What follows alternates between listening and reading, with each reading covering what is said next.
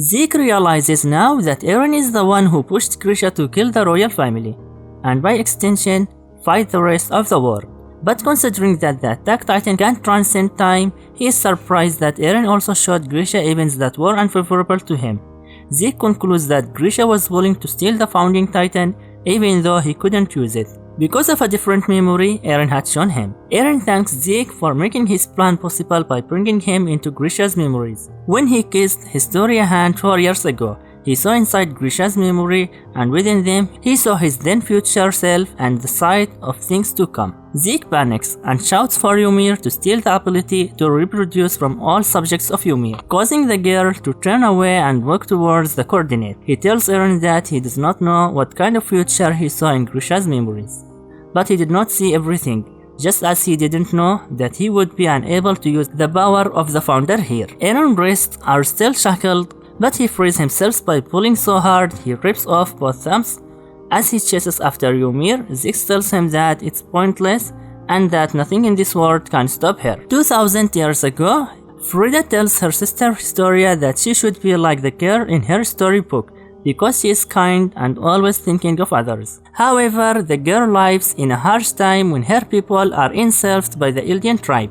When one of the slaves lets a big escape, Fritz the tribal leader calls for his slaves to identify the culprit or he will gouge out an eye from each of them.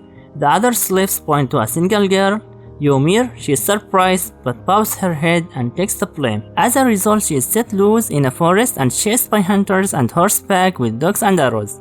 Blood runs from one of her eyes, and she is struck multiple times, but she still runs until she finds a gigantic tree with a crevice at the base of its trunk. Ymir walks inside and stumbles into a chasm where she falls headfirst and lands in water. A spindly substance is beneath her, lined up with her spine, and tendrils of it reach up to her back as she drifts down. The forest erupts and the tree falls as Ymir emerges as a titan. Fritz keeps Ymir as a slave and puts her to work. By the time she is an adult, she has built roads, cultivated the land, and made bridges between mountains allowing the Eldian tribe to prosper.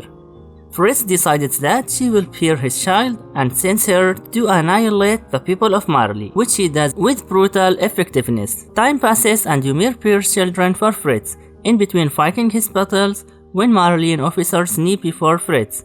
One of them rises in retaliation and throws his spear at him. Ymir intervenes, letting the spear impale her through the shoulder. She collapses in front of Fritz as her daughters look on in horror.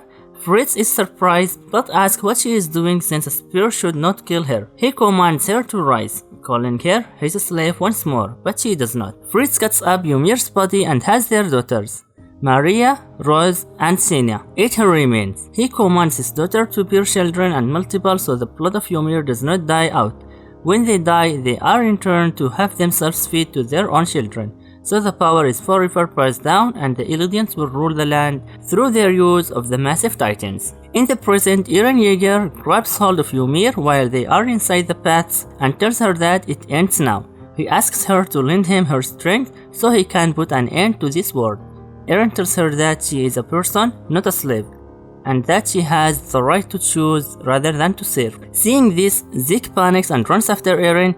He yells his command a second time for Ymir to sterilize all subjects of Ymir and reminds her that he is the one with the royal blood. Before he can reach himself, Eren cradles Ymir close and asks if she was the one who led him here.